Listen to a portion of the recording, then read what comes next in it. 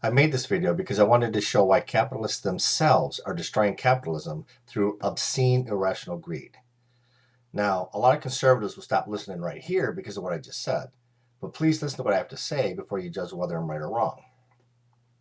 To begin with, I want to point out a couple of facts everyone should already know by now. The rich are getting richer, the poor are getting poorer, and the middle class is shrinking. In fact, a new study claims that the 85 richest people in the world now possess as much wealth as the 3.5 billion poorest. Now, for those of you who know me, watched my videos, or read my book, you know that I'm 100% pro-freedom and pro-capitalism. But with that said, in the last 30 years or so, things have really gotten out of control when it comes to the amount of money some people are being paid. Now, don't get me wrong here. People have the absolute right to make as much money as they can. But my question is, should the rest of us really be paying them what they believe they're worth? For example, according to my research, roughly 30 years ago, the top CEOs in the United States were paid roughly 25 to 30 times what the average worker was paid.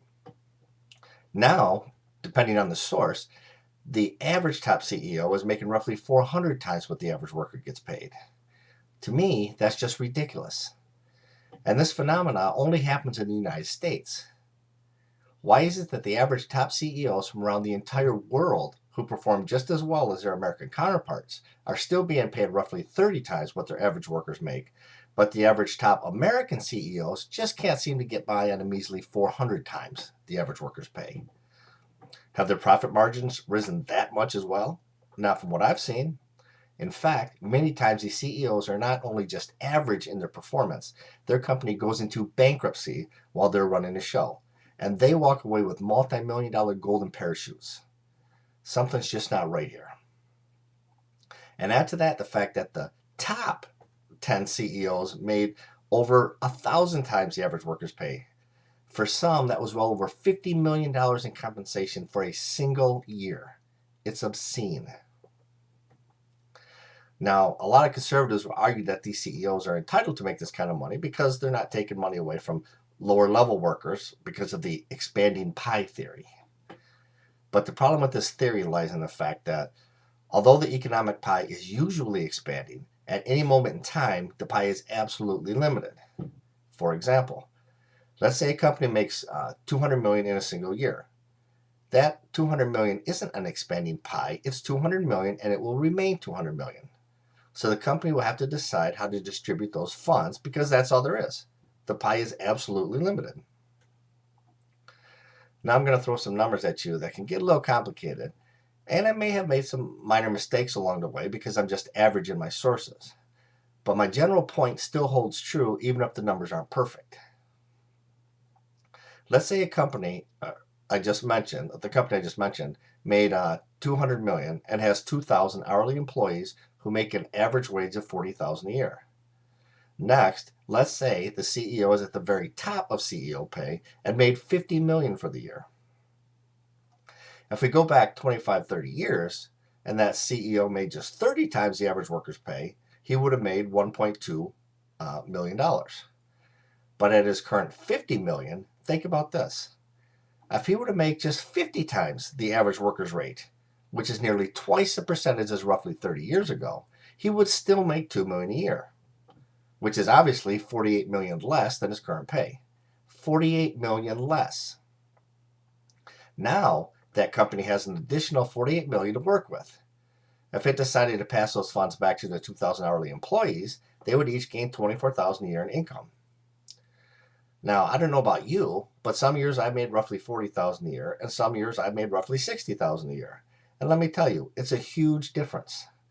It can even be considered a life-changing difference. So I don't care what anyone says. When one person makes that kind of money in a company, it absolutely affects others down the line. Now, let's get back to the average top CEOs who's making roughly 400 times the average worker's pay. If there are 2,000 of those workers making 40,000 and the CEO is making 400 times that amount, he's making 60 million a year. But once again, if he were making just 50 times the average rate, which is nearly twice the percentage as roughly 30 years ago, he would still be making $2 million a year. And if those extra funds were divided among the average workers, they would get an additional $7,000 a year. And for those of you who see this as chump change, going from $40,000 to $47,000 a year makes a big difference for those who do it. Just ask them. So I guess I made this video for those of you at or near the top. Yes, you have the right to make whatever you can make. Yes, you have the right to be as greedy as you want. Yes, you have the right to insulate yourself off from the rest of the real world. But should you? Don't you realize how much you could be helping others who haven't had the opportunities you've had? And I'm not saying you haven't worked hard for it. I'm simply saying, now that you've made it, why not help others who are deserving of help, but who just haven't made it because of their particular situation?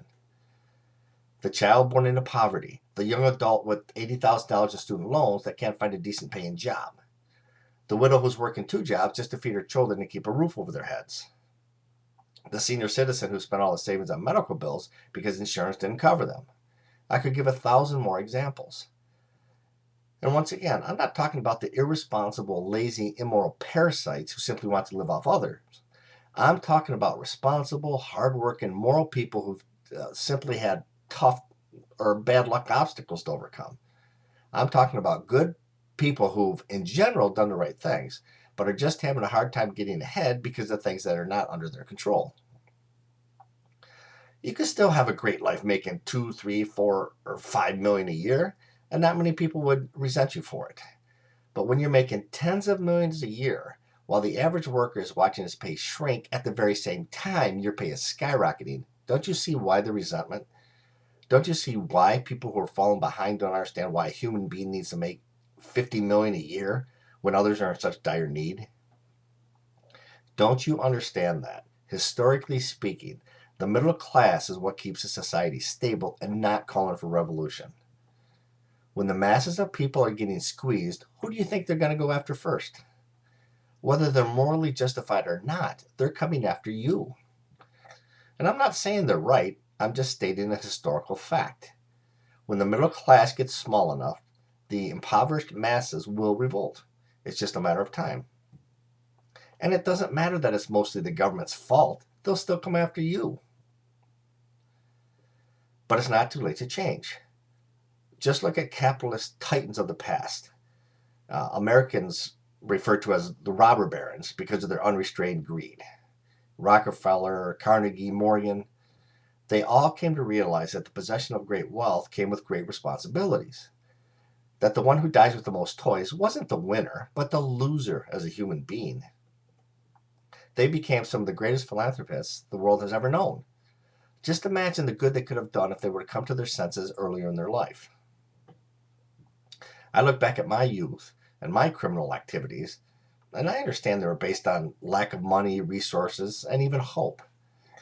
They were based on me not seeing a better way, a better life, without resorting to theft, even though I always had a job. I wonder what would have happened if there had been someone I'd known, or somewhere to go, in order to find a helping hand that would have, well, helped and encouraged me on to a better life.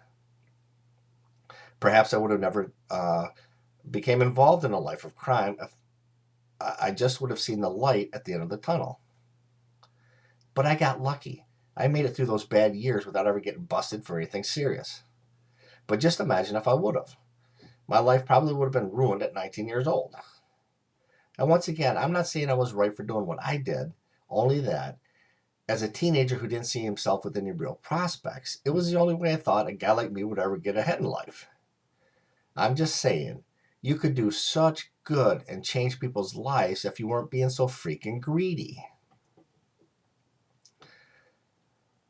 Now I want to quickly address the obscene amounts of money ignorant athletes, actors, musicians, comedians, and entertainers who are overwhelmingly anti-capitalism, but are too just stupid and ignorant to understand that capitalism is the actual cause of their being so freaking overpaid. However, let me start out with a possible exception because he's in the news right now, Jay Leno. I don't know much about Mr. Leno, but I've read that he gave up some of his multi-million-dollar salary so the people who work for him could make a little more. Now, that's what I'm talking about. He could obviously do more. He's worth $350 million. But at least he's doing a little extra for those who work for him. Why would anyone see that as a bad thing? It's still absolutely pathetic that the American people value a comedian to the extent that he's worth $350 million, but at least he seems to be giving back.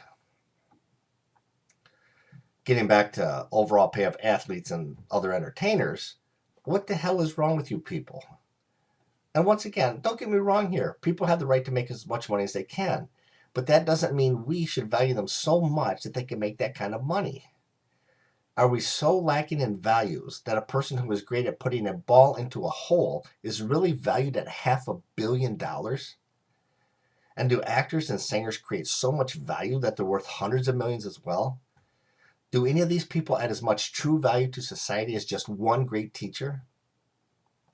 America has become the modern Roman Empire, and our new values would destroy this country just like they destroyed the former Roman Empire. This country is destroying itself from within because Americans in general have become so ignorant and apathetic on important issues that it's more important to them that who won the game or who's in concert tonight than which politician just passed legislation or announced another executive order that takes away even more of their freedom. It's pathetic. And the solutions about income inequality won't come from paternalistic government bureaucrats like President Obama.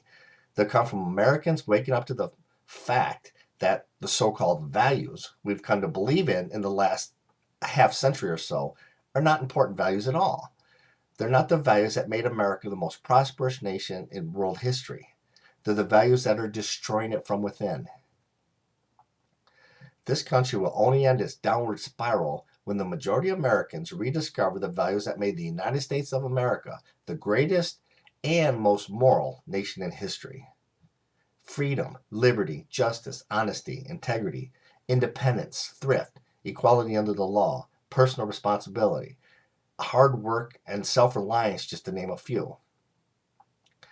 If American citizens have ended holding these as the most sacred of values, they have ended this nation's ability to still exist as a great, prosperous, and moral nation.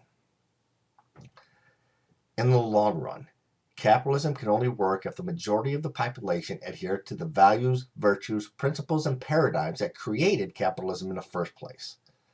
One of them being the virtue of benevolence, especially by those at the top who've gained the most from it. If not, then capitalists themselves will prove Marx was right about capitalism destroying itself from within.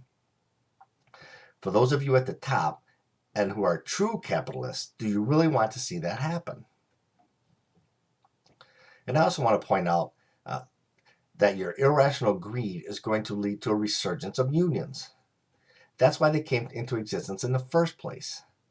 Americans overwhelmingly hate the politics of unions, but your paychecks keep growing by leaps and bounds, and the paychecks of workers keep shrinking.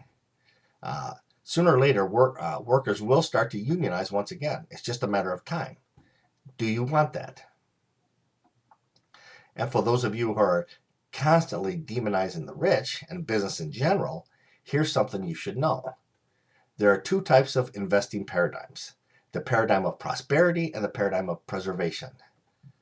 When the rich, or business in general, see the government as being pro-freedom, pro-business, and pro-economic development, they'll spend their money freely because it's worth the risk, because they know they'll have a good return on their investments. They're thinking under the paradigm of prosperity. But if they see the government as being anti-freedom, anti-business, and anti-economic development, like they do now, they'll be thinking under the paradigm of preservation, which means they won't be spending money freely because they'll be just trying to preserve what they already possess. They'll be making investments, or they'll see investments as way too risky, and they'll hold onto their money as tightly as they can. So you're discouraging them from when you are constantly bashing them.